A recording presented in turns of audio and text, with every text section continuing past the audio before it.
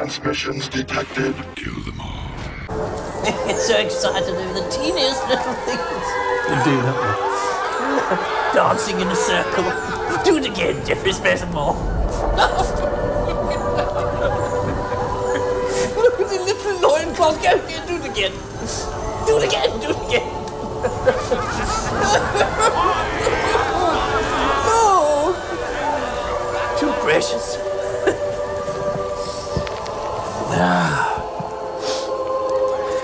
Release the plague, Jeffrey.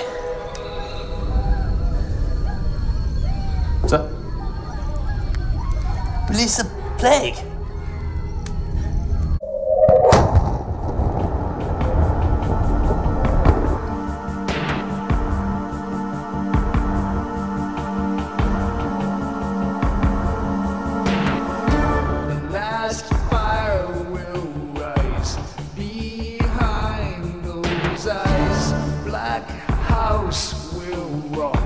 Blind boys don't lie. Immortal fear. That voice so clear through broken walls.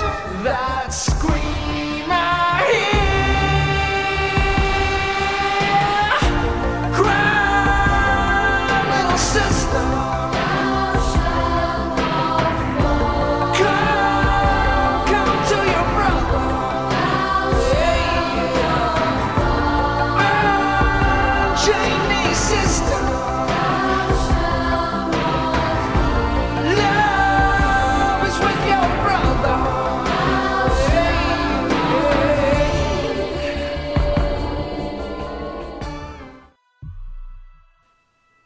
Hello, my friends.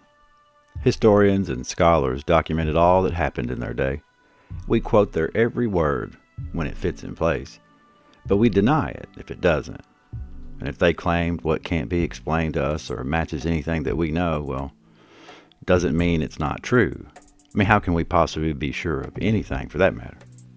And since ancient historians had no TV, internet, or social media, they wrote down all that happened in their time in great detail.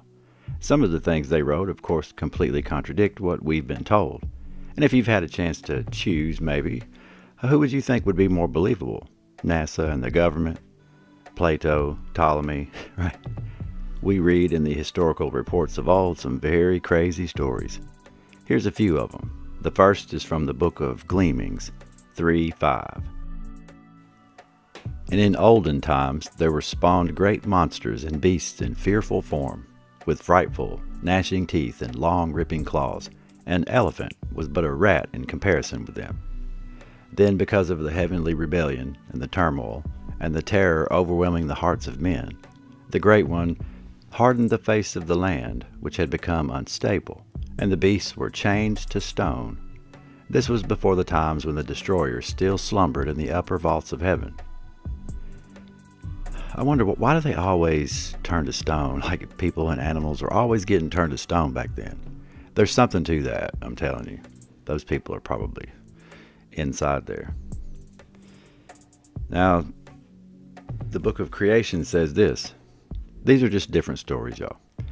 At the time of the great destruction of earth, which, according to this book, happened many times, God caused the dragon from out of heaven to come and encompass her about. The dragon was frightful to behold. It lashed its tail, it breathed out fire and hot coals, and a great catastrophe was inflicted upon mankind.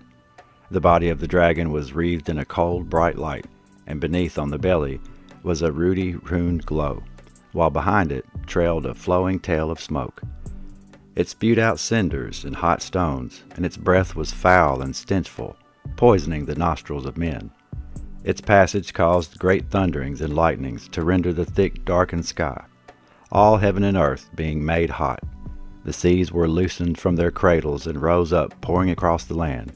There was an awful shrilling, trumpeting, which overpowered even the howling of the unleashed winds.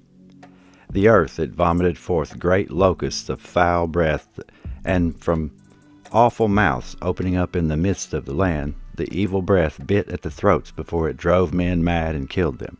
Those who did not die in this manner were smothered under a cloud of red dust and ashes, or were swallowed by the yawning mouths of the earth or crushed beneath crashing rocks. Volcano, huh? Something. Earthquake. The first sky monster was joined by another, which swallowed the tail of the one going before it, but the two could not be seen at once. The sky monsters reigned and raged above the earth, doing battle to possess it. But the many-headed sword of God cast them into pieces, and their falling bodies enlarged the land and sea. That sounds like an old Indian prophecy, doesn't it?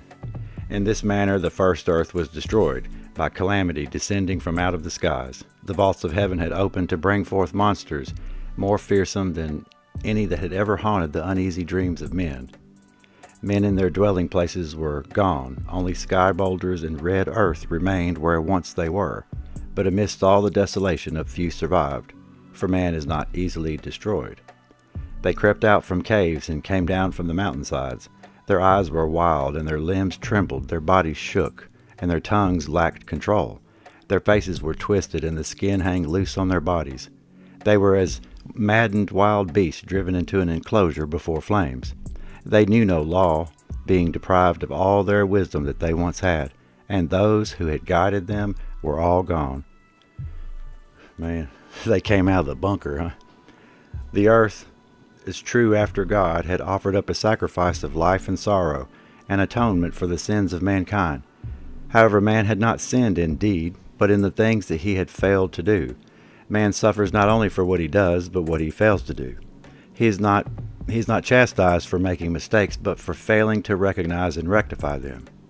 Y'all think of what we possibly could be doing right now that we could fix, but we don't, and then it could get out of hand. So many things.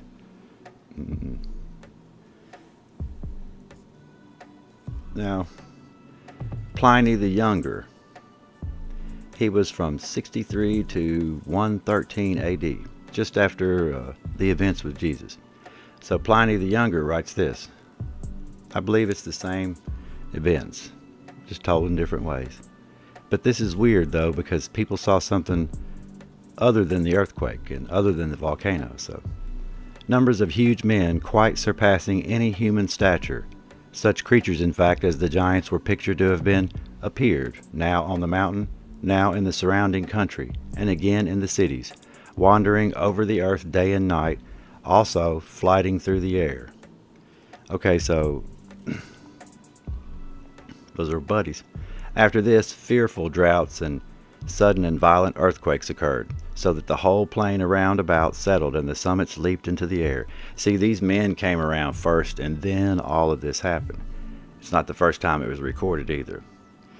It says there were frequent rumblings, some of them subterranean, that resembled thunder, some on the surface that sounded like bellowings, and the sea also joined in the roar, and the sky echoed it.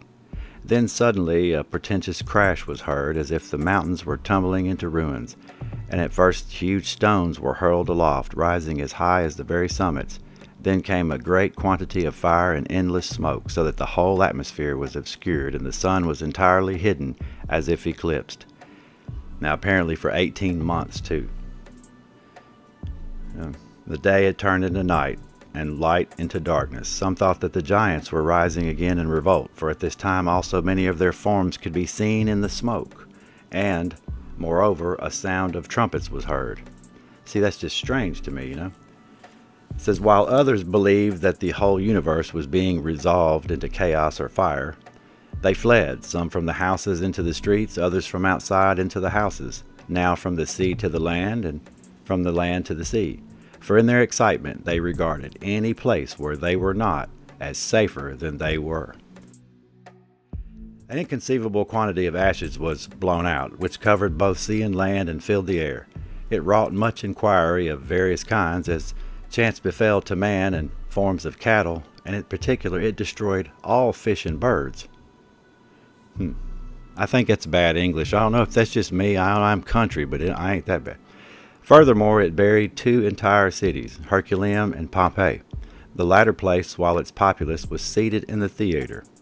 Indeed, the amount of dust taken all together was so great that some of it reached Africa and Syria and Egypt, It also reached Rome, filling the air overhead and darkening the sun. There, too, no little fear was occasioned that lasted for several days, and since the people did not know and could not imagine what had happened, they sat like those close at hand. They believed that the whole world was being turned upside down, and that the sun was disappearing into the earth, and the earth was being lifted into the sky. These ashes now did the Romans no great harm at the time, though later on they brought a terrible pestilence upon them. That's Pliny the Younger, epitome of the book of his book 6622-223. It's just like we're told, though. One age comes in and nobody knows what happened before them, and they're not going to know what's going to happen after them. And nothing makes sense. Nothing or no one can be trusted. So what is it? Well, I can see where they used a dragon to, just to kind of tell a story about a volcano. But I can also see where Ptolemy claims that there were giants walking around in the city, out in the countryside, and flying through the air and being sick afterwards. When a volcano goes off, I can see you not wanting to breathe it in or what have you. But, a few months afterwards, everyone to break out in a plague? I don't think so. Something's going on with these dudes just showing up all the time. Every time they show up throughout history, somebody sees them. They're flying through the air. They're doing something. They're old friends just coming around to say, hey, drop a little spore, a little bug here and there on us. I mean, they're clowns, And I don't trust it whatsoever. Everyone's getting real lax about the alien deal. Look, don't forget. Don't forget what they did. Don't forget what they did in the past. Thousands of years now. Every time they show up, everybody gets sick and dies. Oh, goodness gracious. We write it down. We document what we witness, and every age does the same thing. We'll be treated the same way too, y'all. At the end of the day, it'll all be for nothing, because the next group that comes along won't believe nothing we say anyway. Oh, goodness. And, yeah, that's pretty much all I needed to document about that. My love to you all. I'm Wild Dog, and I am out of here. Little sister.